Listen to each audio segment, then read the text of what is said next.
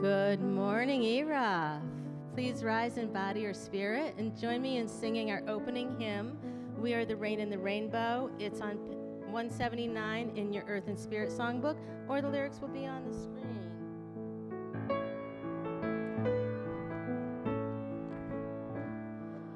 We are the rain and the rainbow. We are the moon and the moon's glow. We are the river and the river's flow. We're the light of the world. We are the grass and the green leaves. We are the earth and the earth's seeds. We are the love that the world needs. We're the light of the world.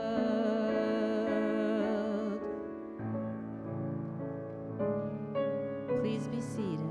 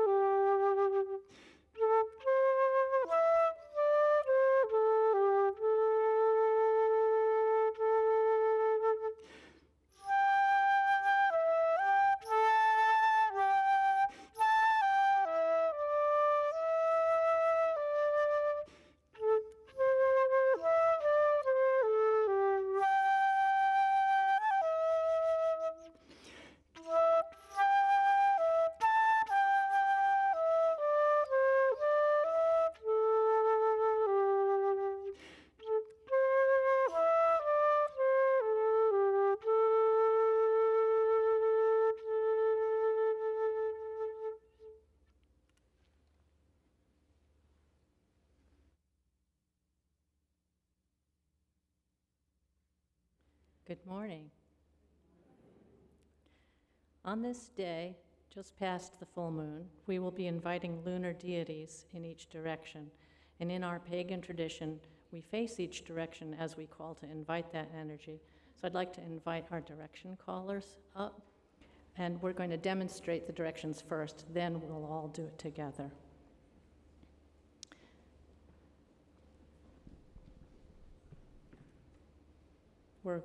the first direction we call is going to be east. Galen will call that in that direction. And then all will face south towards the screen. Then we face west towards the little room. And then north would be towards the soundboard.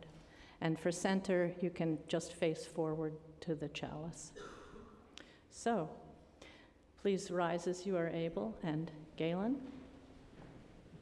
Please face east. Spirits of the east, direction of air, we invite you to join us. We invite Selûne, the moon goddess of ancient Greece, sister to Helios, the sun god. We also call on Selûne's parents, the Titans, Hyperion and Thea. We thank you for the gentle light of the moon. Blessed be. And for the south, spirits of the south, direction of fire, we invite you to join us. We invite Mawu, moon goddess of the Dahomey people of West Africa, family of the sun god, Lisa. Mawe was the creator of humans. We thank you for your creative energy. Blessed be. Spirits of the West, direction of water, we invite you to join us. We invite Chandra, Hindu moon god, whose phases influence human behavior and agriculture. We thank you for your nurturing energy. Blessed be. And now to the north. Spirits of the north, direction of earth, we invite you to join us. We invite Mama Kia, ancient Peruvian mother moon, goddess of marriage and of women's monthly cycles. Thank you for defending women. Blessed be. Spirits of the center, we invite you to join us.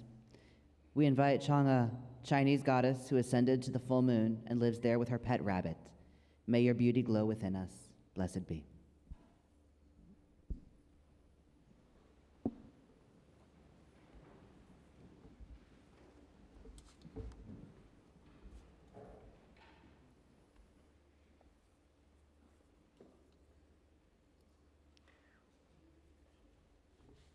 I forgot to light the candles. I was facing the directions with you all. For chalice lighting, I'm going to share a reading by Leslie Pole Cosbaugh. Flame of fire, spark of the universe that warmed our ancestral hearth, agent of life and death, symbol of truth and freedom, we strive to understand ourselves and our earthly home.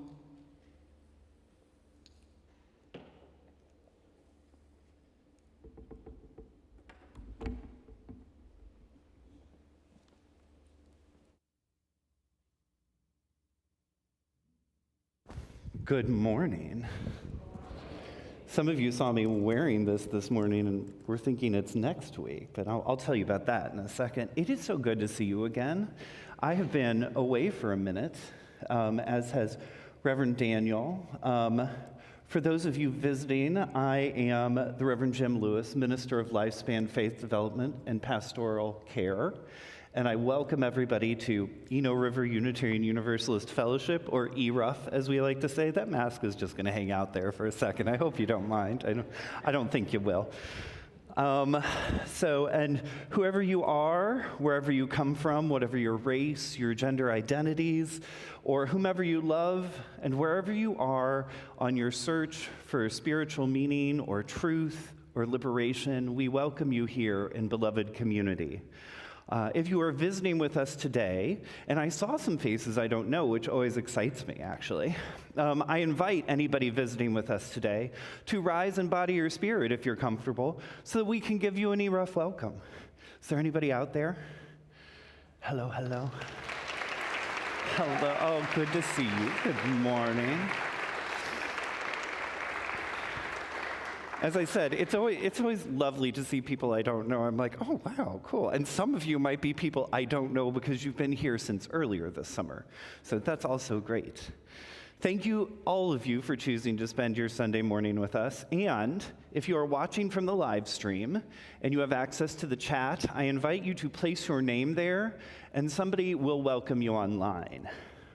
So if you're visiting with us today and have some children with you, they're welcome to participate in religious exploration classes with our children. And in fact, hopefully they caught you to sign in at the table in the lobby. So if you want to do that, you're going to just follow other children and families out of the sanctuary after our time for all ages. And one of our RE people is going to catch you and give you some information, let you know what's going on, if they didn't catch you already, which they might have. Also, everyone is invited to attend our Inquirers class for newcomers and visitors, which takes place directly after this service in the Commons room of the building next door. And so you'll learn something about us, you might learn something about Unitarian Universalism, and we'll welcome you to share something about yourself, too. So if you have a child in RE, be sure to pick them up before the class begins, and then there is childcare for it, but it might just be in a different area. A few announcements. So some of you said, oh, Reverend Jim, you're wearing a mask. You know, there was that thing in the e-news about wearing a mask. That's next Sunday, because next Sunday our guest speaker is C.B. Beale, who is a UU speaker on sexuality and health and disability education. So, and part of that is we're just asking everybody to mask for next Sunday. And so if you remember to bring a mask, great. If you forget to bring an N95, that's okay. We'll have some at the door, and we can support you with that. And also live streaming will be available. So just know that for next week. Also, in 2 Sundays, that's going to be August 24th. It's what we call our in-gathering service. And part of that is a ritual where we all bring waters from places in our life. Some folks bring that from places they've traveled from. I personally usually bring it from my kitchen sink. Because my home is where I exist most often. And so as we combine the waters of our community, I tend to bring it from the place where I am the most often. But we invite you to bring those waters for In-Gathering Sunday on August 24th. This morning's service is brought to us by our CUUPs group, which stands for Covenant of Unitarian Universalist Pagans. It's our ERUUF CUUPs group. And it's a lovely service, and I'm glad to work with them. So now is a great time to turn off or to worship mode, that would be silent, any devices you might have on you. And we'll take a deep breath in and let it out.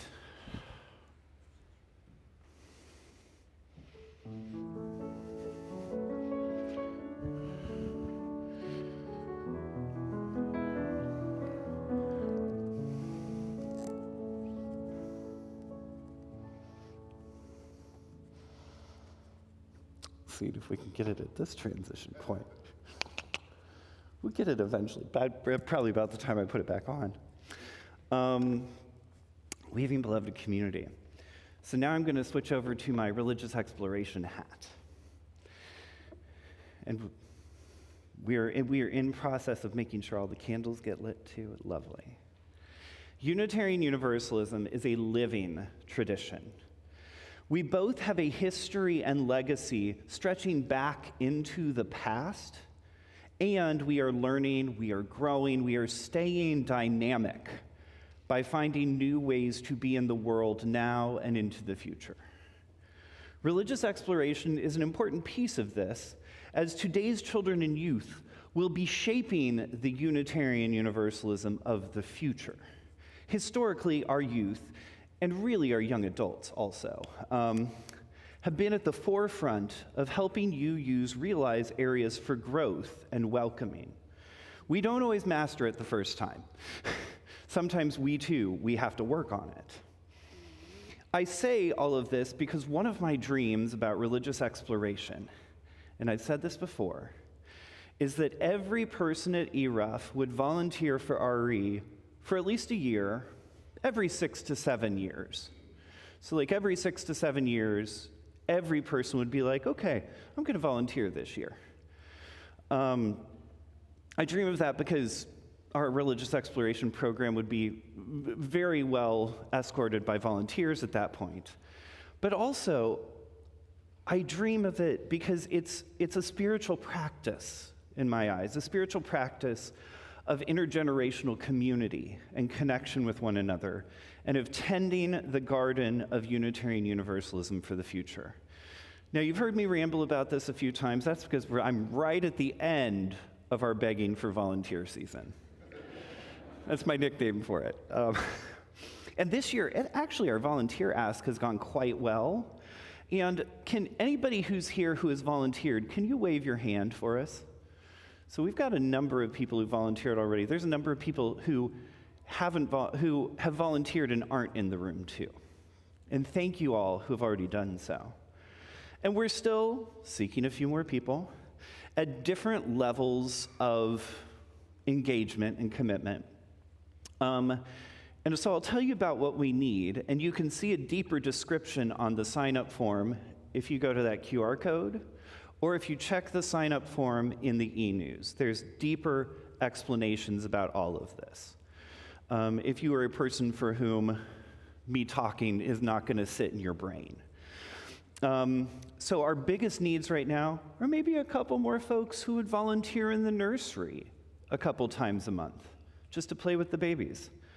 1 to 2 more folks who can learn and play with kids who are in kindergarten and younger. Folks who can work with and support our middle schoolers during the second service on Sundays. That's our 11 a.m. service once we go back to our 2 services. And that about twice a month. And folks who would be willing to be advisors to our middle school and high school youth groups. And those are after second service. Now, we have folks already in all of these places. We just need a few more. We have folks who have experience, and they would love to be present with you. But you kind of hear our youngest and our oldest need. Could use a few more people. You don't have to be an expert on UU. Ideally, you could listen to people. You could listen to children. You could listen to youth. You could interact with youth. And not quite as urgent. You know, we could fill in some support roles for our grades 1 through 5, just folks who kind of help in the background and make sure things go smoothly. And folks who wouldn't mind being an RE greeter every month or 2, which is a really low commitment. They just kind of stand out there and make sure people get signed in. So if any of those feel possible to you, especially those youngest and oldest roles, we could just definitely use a few more people there. Please consider signing up if you've been around ERUUF for longer than 6 months. If you've been around for less than 6 months, don't worry about it. Just hang out. So if you've been considering whether or not to sign up, please do so. And I hope to see you working to build relationship across generations at ERUUF, no matter if you volunteer or not, soon. Thank you.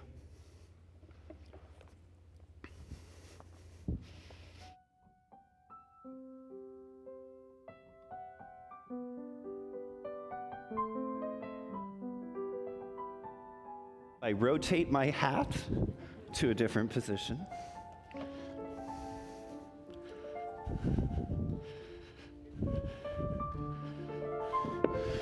And some of you know what that music means already, so you're already on your way down.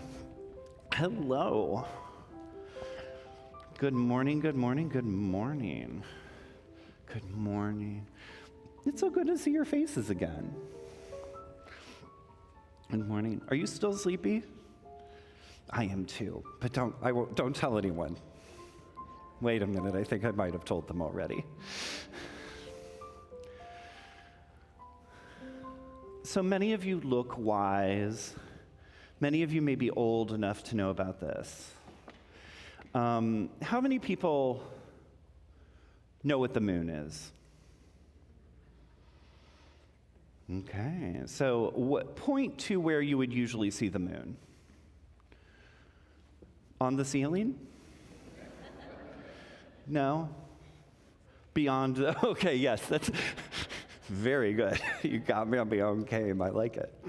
In the sky, yes. Now, when you look at the moon, there's a tricky question here. When you look at the moon, does it always look the same shape? No. No. What are some shapes you might see the moon looking like? A crescent? Like around? Yeah. A half moon? She was saying a whole moon, and in my head I was like W-H-O-L-E or H-O-L-E, and so that's why I was checking about the round part. A sideways mouth. A what? A sideways mouth. A sideways mouth, yes, like a crescent. Very good answers, y'all. Now, does the shape of the actual moon change shape? No, but it's kind of the reflection of the light in the sky, the light from the sun, making it look different shapes. And over all time, people have looked at the moon and the different ways it looks to understand different things about life and the world. And so this story is a story, and you will see the moon in many different shapes in this story. If I were the moon, I would paint ripples of light on wet canvas. What's the wet canvas? Water. Excellent. Bodies of water, oceans, rivers, streams, ponds. And shimmer over dreams of snow. Now, we're in North Carolina. You don't see snow too often, probably. Nope. There's space for all opinions on snow here. And have you ever seen a really bright moon shine on snow? It can sparkle. It can sparkle. I would wax and wane over the earth's troubles. Does anybody know what wax and wane means? Yeah. Start here. We'll go that way. Yeah. Waxing and waning. So, like, if the moon is waxing, it's slowly getting bigger or looking like it's getting bigger, and waning is when it's in the process of getting smaller. Yes. And was that basically what y'all were going to say too? Waxing is when it looks like it's getting bigger, and waning is when it looks like it's getting smaller. So it changes as our troubles on earth change. Wishing peaceful sleep for worried hearts. The moon is on every page, you may have noticed. If I were the moon, I would give a voice to those who need it. Do you see the moon in the sky here? In the puddle's reflection, yes, in the reflection of the water. And welcome the dark and joyful howls of a winter night. You see there, it's about a half moon, welcoming those dark, joyful howls. I would be a beacon for the lost and the lonely. What type of moon is this? It's big, it's a full moon. That's what we call it when it's totally illuminated. Lighting the way home. I wish I were the moon, for the moon is a guide to winged creatures.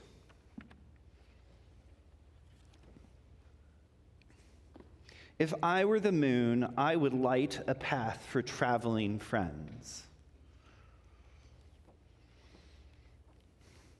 The dark can be good, and sometimes you need a little bit of light to make sure you don't swim in a way that you can't get back from. And if I were the moon, I would make myself big and bright and strong with love, so that I could shine on you. That moon looks real big in that picture, don't it? Oh, what's the moon shining on here? A snail. Snail with a little snail trail. There's something else? Uh-huh. There might be something else in those bushes. And here the moon is shining. We got that crescent moon shining over what? A bird. A bird? Oh, there is a bird. And a person. You were going to say a person too? Uh-huh. It's kind of blue. And a boat. Oh, there is a boat. I missed the boat. I didn't mean to say that, y'all. It happens. The moon shining over a fish and a bird. Is there anything, if you were the moon, what would you want to shine over? Is there anybody you would provide some reflection to help? The world burning. No. Yes? Like a dewdrop. Meadow with dewdrops, it might sparkle. Yeah? What? A meadow, yeah. A what? Did you say a dog? Yeah. Yeah, you can shine on a dog. Well, with that, know that the moon could be in the sky even now, but, we couldn't see it. The sun's too bright right now. But, may the moon shine on you tonight and give you some presence. Be present with you. And with that, let us go ahead and move towards our religious exploration time. It's so good to see you all again.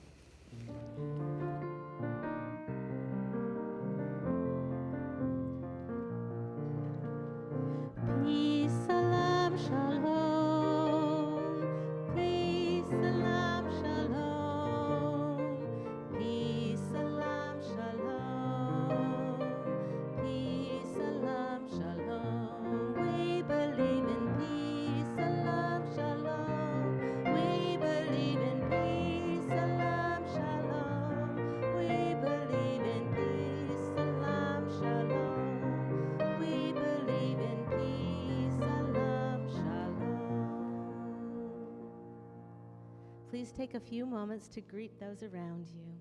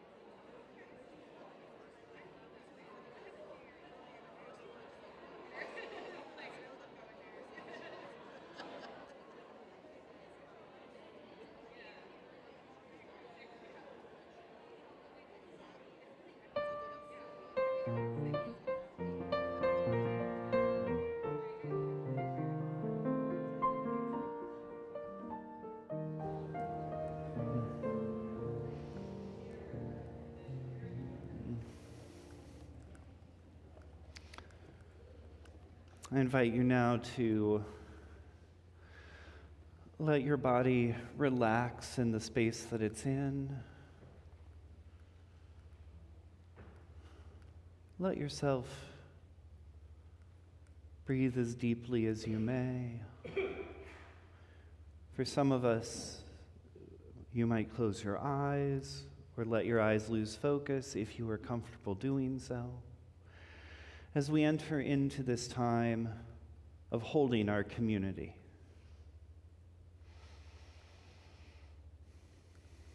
Each week, we hold in our hearts the joys and concerns of this community, be they global, local, or here at ERUUF.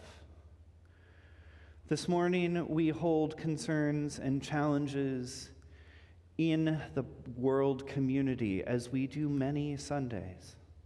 We hold all those affected by ongoing conflict around the world.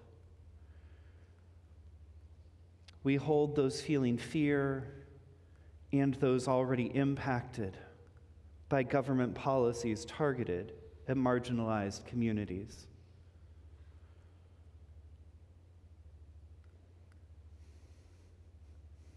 In our community at ERUUF, we hold Catherine Satterson in our hearts and prayers as she heals from tumor surgery. Let us now take a breath as we hold these concerns amidst those concerns that remain unspoken.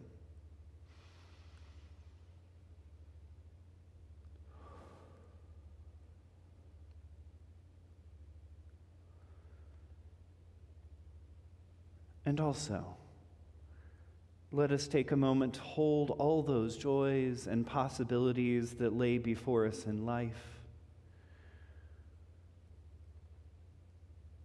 Wherever you are right now, if you are on the live stream or if you are here sitting with us, bring to mind for yourself a joy or a possibility that is in your life right now.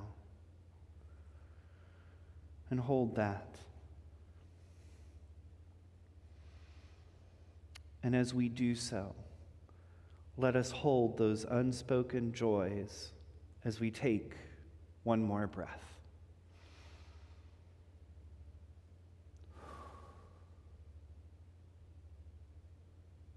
May we continue to share warmth throughout these moments on the journey. Amen and blessed be. And let's sing together. Gather the Spirit, 347 in your gray hymnal. Lyrics are on the screen. We'll sing verses 1 and 3.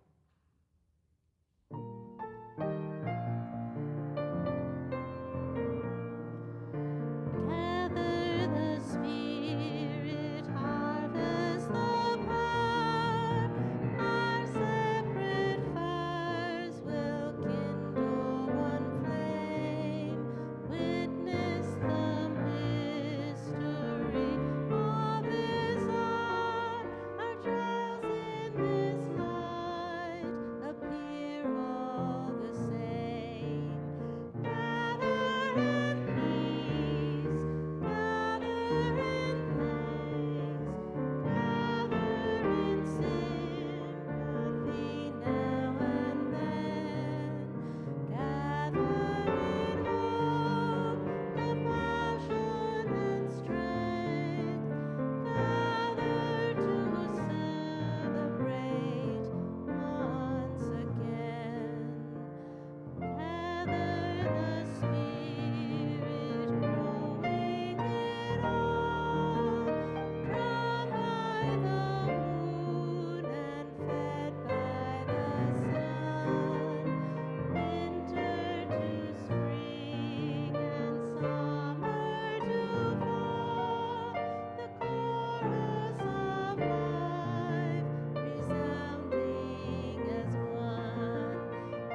Gather in peace, gather in thanks, gather in sympathy now and then. Gather in hope, compassion and strength. Gather to celebrate once again.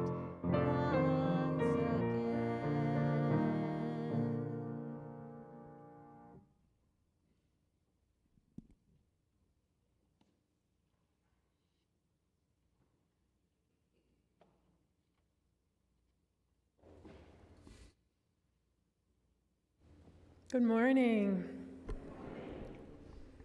So, my reflection is inspired and informed by this amazing book by Susanna Budapest called Grandmother Moon. I wanted to acknowledge her wisdom.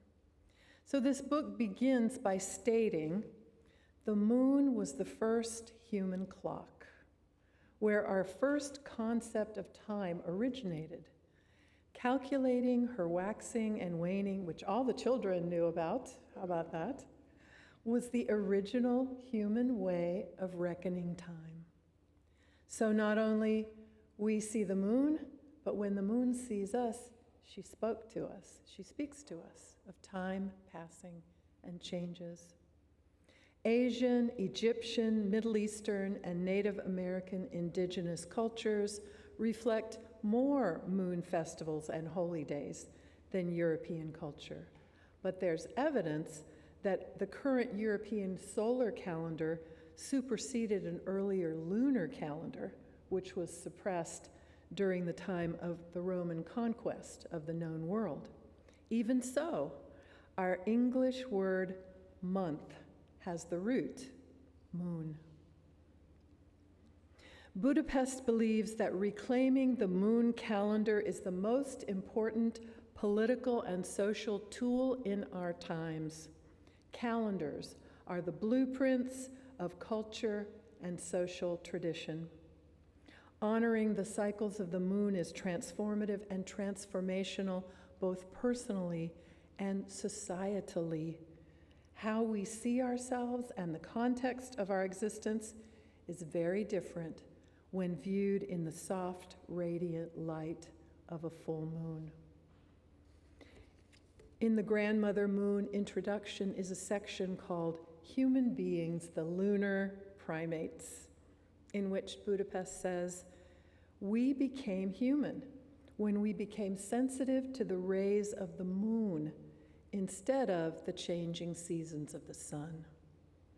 In other words, we became human when the females of our species began having monthly cycles instead of annual seasonal cycles like every other mammal on the planet. 60% of all childbirths start at night during moontime. The energy of the moon literally lives in women's bodies. Can we all invite her into the rhythms of our lives too? Susan will explore more about this in her reflection. Our connection to the moon as humans grew and deepened, extending to agriculture, hunting, harvesting, animal husbandry, productivity, herbal medicine, fertility, birth control, and ultimately, in our day, resulting in 12 American men, all of European heritage, landing on and walking on Mother Moon between 1969 and 1972 as part of NASA's Apollo program. Every year, there are 13 moons, either 13 full moons or 13 new moons, but always exactly 13. Most of this wonderful book is a journey through these 13 lunations, describing the moon festivals and moon deities that are celebrated around the world and have been celebrated throughout time by different peoples in different lands. And I want to share just a few of those from many parts of the world in many spiritual traditions. And as you hear these, just notice what lands for you, what is intriguing, what resonates with you. In Lithuania, the moon is male and the sun is female and the earth is their child. Bowing 3 times to the new moon, both young men and young women pray for happiness and good health. In China and now all over the world, the first new moon after the sun enters Aquarius is the first day of the new year, called the Spring Festival. For 16 days, we celebrate with dancing, fireworks, family gatherings, and paying off debts to invite greater prosperity. In ancient Athens, Poseidon was honored at the first new moon after winter solstice. The birthday of Kuan Yin is celebrated all over the world on the full moon of late January or early February. In ancient Rome, Lupercalia was celebrated on the full moon of February, honoring the she-wolf who suckled the twins Romulus and Remus. The Hopi First Nations celebrate Puamu at the full moon of the second month to encourage the newly planted crops to grow. The Christian holy day of Easter is always celebrated on the first Sunday after the first full moon after spring equinox. The full moon of the Hebrew month Adar is the feast of Purim, commemorating how Queen Esther saved the Jewish people. The full moon in Aries is dedicated to Venus, the Roman goddess of love, romance, and fertility. The new moon of late May or early June is celebrated as the birthday of Artemis, Greek goddess of the full moon and the forest. The full moon of late May or early June is the festival of Hathor, Egyptian goddess of love, beauty, and fertility. In Lithuania, the full moon of July is celebrated by young people going to the woods at sunset to pick flowers and cut green boughs to weave together into wreaths and garlands. In Italy, the full moon of July honors the Virgin of Carmen, healer of the sick. In Hungary, the full moon of August, which was yesterday, commemorates Hungary's landmark decision at the beginning of the 11th century to enter Europe as a new nation.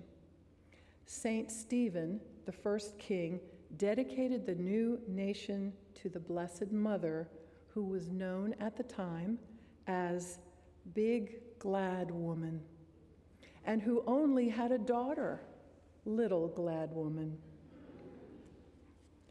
Diwali, the Festival of Lights in India, is celebrated starting with the new moon between mid-September and mid-November. The new moon of October is the time when the Chinese venerate the memory of their ancestors by tending their graves and picnicking nearby.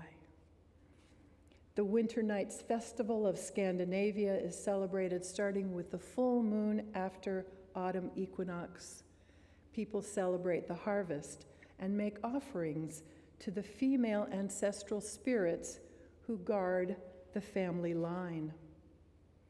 The full moon of midwinter is one of the chief festivals of the Pueblo First Nations, when White Shell Woman persuades the sun to return northward. The Inuit peoples celebrate the new moon after winter solstice as the return of the light. Just show of hands, how many people have seen the full moon the last few nights? Ah, wonderful. Then you know the magic. Earlier, we met 5 moon deities when we called the directions of east, south, west, north, and center. So let's revisit them briefly, honoring their presence with us and acknowledging their gifts. And all this time, you've had time to look at them. So first, starting in the far right, in the east, we welcomed Selene, the Roman moon goddess, mother of all organic life. Each night, her chariot is pulled across the sky by white horses as she holds overhead a magic cloak that allows the light of the stars and the moon to be seen. She is crowned with a crescent moon and carries a torch, symbolizing the radiant light of the full moon. Next, in the south, we welcomed Mawu, West African moon goddess, who shares a single body with Lisa, the sun god. It is said, when Lisa punishes, Mawu forgives. Mawu created the earth as well as human beings. In the west and the direction of water, we welcomed the Hindu moon god Chandra, who arose from the sea. He rides an antelope across the night sky and is the fulfiller of dreams and wishes. Honoring Chandra on his day, Monday, Moon Day, is said to bring relief from all sorrows and helps in increasing mental and emotional strength. In the north, we welcomed Mama Kia, Moon Mother for the Incas of Peru. She is the champion of women, granting them strength in times of hardship. She is celebrated with several days of feasting and dancing that begins with the rising of the September new moon, which signifies the arrival of springtime for those south of the equator. And in the center, we welcomed Chang'e, the Chinese moon goddess who lives in the moon with her champion, the hare. She is a midwife and protector of children. At the full moon of mid-autumn, she is offered thanks for heaven's bounty and honored with a lantern procession, the telling of magical stories, and eating sacred moon cakes in her honor. Makes me want to look up the recipe for sacred moon cakes. So please join me in a short guided meditation as we journey together to the energy and the blessing of the full moon. We start by centering, becoming present, connected to breath, connected to source. Feeling Mother Earth around us, Father Sky above us. Perhaps our eyes close or have a soft focus. We're invited to reflect briefly on the moon deities and moon celebrations we've just heard about, noticing if any of them is particularly resonating with us in this moment. Perhaps an image or a name we'd like to carry with us on this virtual journey to the full moon.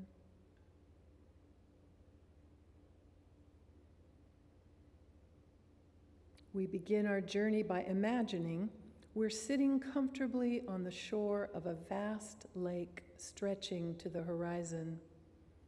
It's a warm, clear night with a gentle breeze. We hear the sweet sounds of night birds in the trees nearby. As we gaze over the lake toward the horizon, we notice the sky getting lighter in one area, and lighter and lighter, and then we see the first brilliant rays of the rising full moon and watch her climb slowly over the horizon, illuminating the whole night sky, the lake, the ground around us where we're sitting. We notice, how do we feel as we watch Grandmother Moon's radiant beauty, her glowing illumination?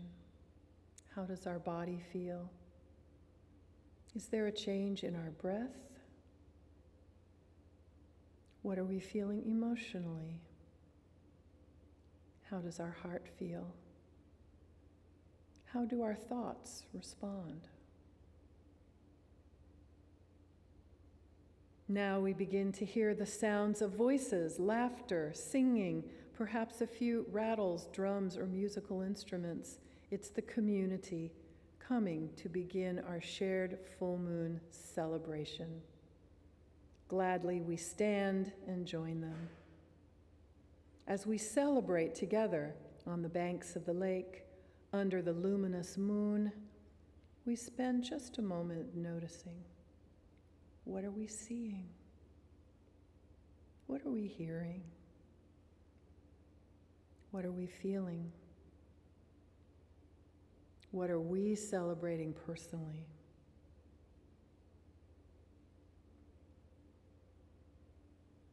The night passes much too quickly, and we see that daybreak approaches. We say farewell to the community, to the lake, to our beautiful grandmother moon, and gently we return to this present moment. Thank you.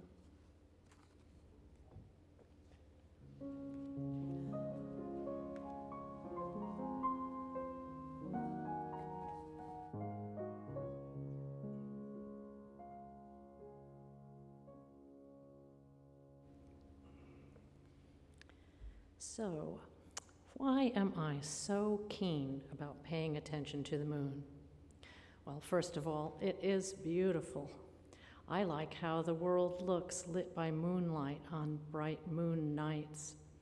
And I see that many of you did see it last night. It was just glorious. We're one day past the full moon now. It reached its peak of fullness at 3:55 a.m. yesterday. Each month's full moon has unique names, often to do with seasonal practices of Native Americans or other people in colonial times. I'm sure there are other monthly names all around the world for every full moon. In North America, this full moon is called the sturgeon moon, named for the largest freshwater fish in the continent, which live in the Great Lakes and Lake Champlain. Sturgeon can grow up to 6 feet long and can live for 150 years. They were caught in abundance at this moon time long ago, but are now a protected species. And this moon was called the wild rice moon by the Anishinabeg people, and green corn moon by others. Watching the moon is a way that you can increase your awareness of your connection to the natural world. I believe the moon affects all life on Earth, and we can use our awareness of those effects to our benefit. For me, the sky is a free light show with an ever-changing variety of clouds, colors, and lighting. The full moon always rises at the same time as sunset, but in the opposite direction. And it's an exciting sight if you can be in a position to look both east and west to watch the moon rise as the sun sets. Each night at this time of year, the moon rises approximately 30 minutes later than the night before. So tonight the moon will still look quite full, and it will rise in the southeast at 9:10 p.m. In fact, all things in the sky rise toward the east and set toward the west, because the illusion of rising and setting happens because the Earth is turning towards the east. Have you ever seen a crescent moon just after sunset in that same westerly direction, often with one bright star, which is actually the planet Venus? The new crescent moon is setting then, and when it rose in the east, that was during the daytime, so we couldn't see it. I always feel lucky when I see the first crescent in a new lunar cycle, so I look for it a day or two after the new moon. Here's a fun fact about the moon. Do you know how big it is? The diameter of the moon is the same as the distance from ERUUF to Phoenix, Arizona, 2,159 miles. So if the moon came down to Earth, it would be almost as wide as the United States, and that tall. You could only fit 4 moons side by side inside our Earth. Another fact that amazes me is that the moon and the sun appear to be exactly the same size in our sky, but the sun is 109 times wider than Earth. We are the perfect distance away from the sun to make it appear the same size as the moon, and this makes lunar eclipses and solar eclipses possible. The sun is always lighting up half of the moon, just like it's always shining on the daytime side of Earth. The reason the moon has phases is because we see the sun lights shining on that half of the moon, but we see it from different directions as the moon goes around us. It takes 29.5 days for the moon to orbit Earth, approximately 4 weeks, which makes the lunar month. And the new moon begins the cycle when the moon is in line between us and the sun. We can't see it at all for 2 reasons. We're facing the side of the moon that's not lit, and it's on the daytime side of Earth.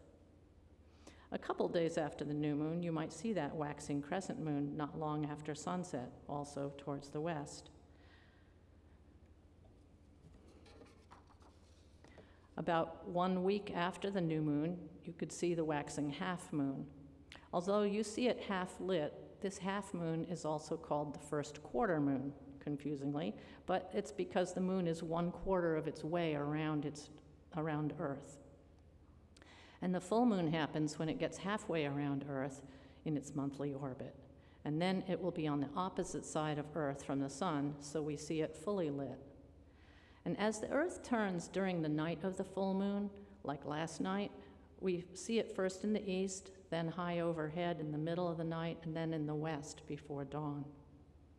A week later, when the moon gets 3/4 of the way around the circle, you have another half moon, which is called the last quarter, or also called the waning half moon. Both the moon's gravity and its changing amount of light affect Earth. The oceans have tides due to the combined gravity of the sun, the Earth, and the moon. And when the sun, moon, and Earth are in a direct line, which happens at both the new moons and the full moons, the tides are the highest of the month. They are called spring tides, confusingly having nothing to do with the season of spring. They happen approximately every 2 weeks all year.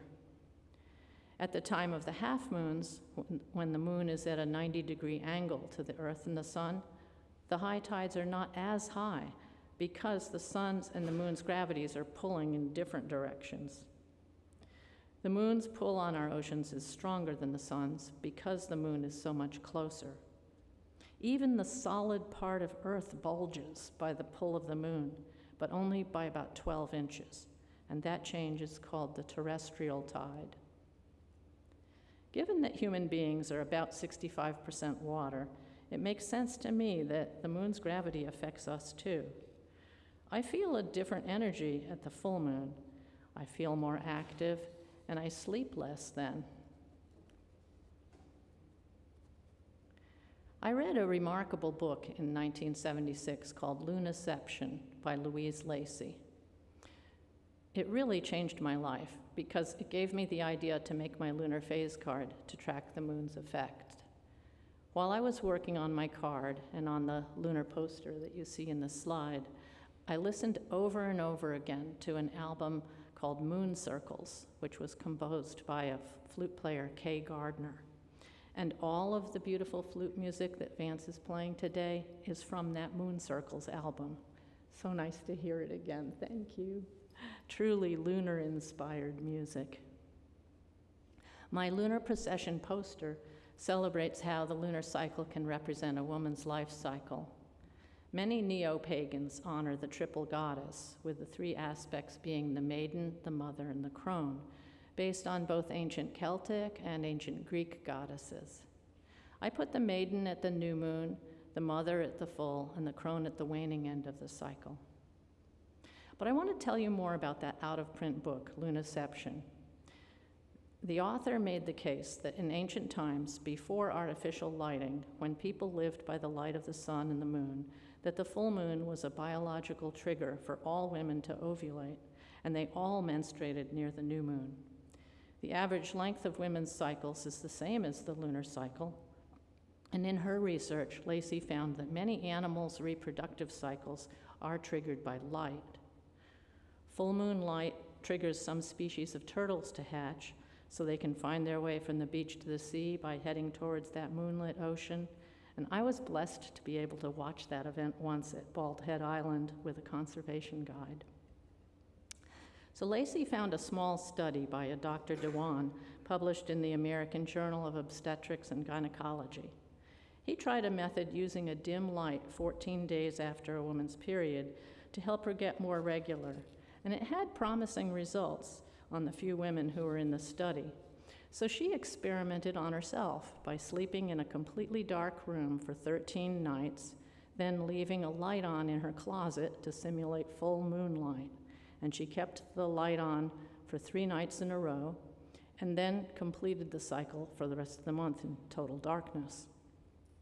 She checked her temperature daily, since it changes at the time of ovulation, and she found that she did attune to the light and followed a pattern of ovulating on the second night of the light for the next year. And her friends began trying that method too, eventually 29 women using it, and all but one were able to regulate their cycles to the light. So I was interested in seeing if I felt different at different lunar phases and whether my period might be influenced by the moon.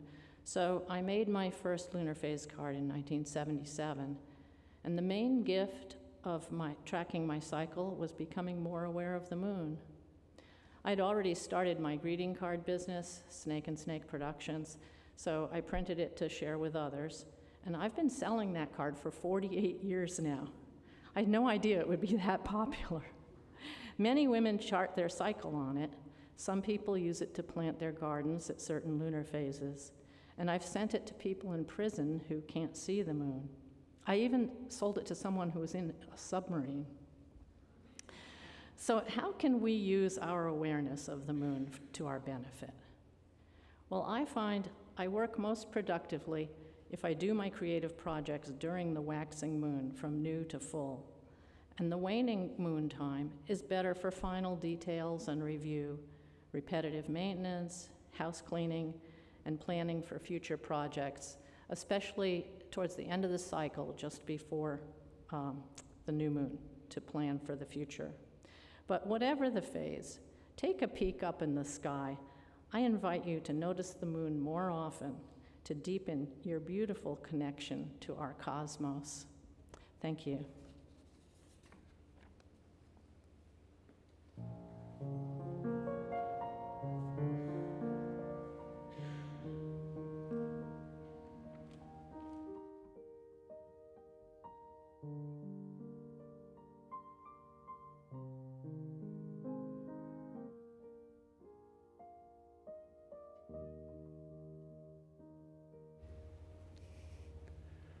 It takes many resources as we weave the fabric of beloved community in our congregation. It includes the offering of our time, our talent, our creativity, imagination, and treasure. All given as we cultivate hearts of generosity toward our mission, our vision, and our work in the world. As the greeters come forward to pass the collection pouches, you may place something in it, or we also invite you to point your device at the QR code on the screen, if that works easier for you. Or use the QR code on one of the cards you'll find in the pew rack, which will take you directly to the online giving portal. If you need assistance with any of this, stop by the office right after service. Vance Hunter will continue now with the offertory.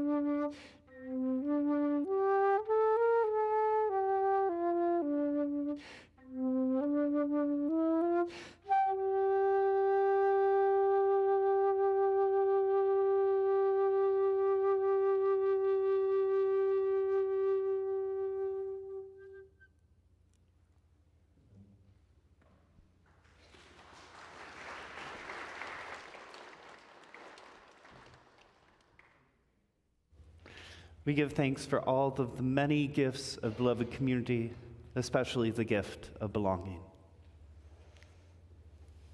Please rise in body or spirit and join us in singing our final hymn, Where is the Moon? It's on 193 in the Earth and Spirit Songbook, or the lyrics will be on your screen.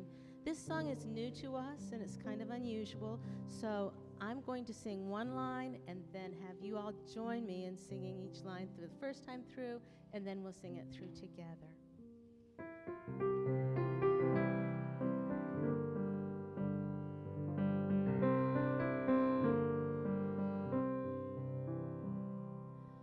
Where is the moon when the moon is new? It's a sliver on the right, growing bigger every night. Where is the moon when the moon is full? It's a sliver on the right, growing bigger every night. Where is the moon when the moon is round, rising as the sun is going down? Where is the moon when the moon is round, rising as the sun is going down? Where is the moon when the moon is waning, fading to the left till there's no moon remaining? Where is the moon when the moon is waning, fading to the left till there's no moon remaining? Where is the moon when the moon is full? It's a sliver on the right, growing bigger every night. Where is the moon when the moon is round, rising as the sun is going down? Where is the moon when the moon is waning, fading to the left till there's no moon remaining?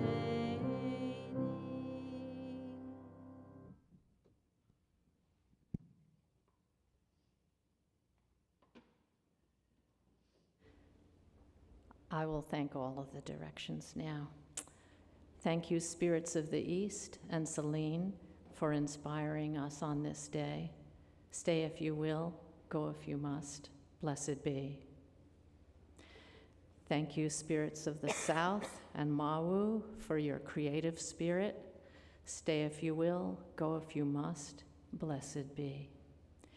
Thank you, spirits of the West and Chandra, for all the waters of life. Stay if you will, go if you must. Blessed be. Thank you, spirits of the North and Mama Kia, for the strength of our earth. Stay if you will, go if you must. Blessed be. Thank you, spirits of Center and Chang'e, for renewing our spark within. Stay if you will, go if you must. Blessed be. And thank you to everyone present, in person and virtually, for sharing this time of reflection on our beautiful moon. Remember to look up, and farewell.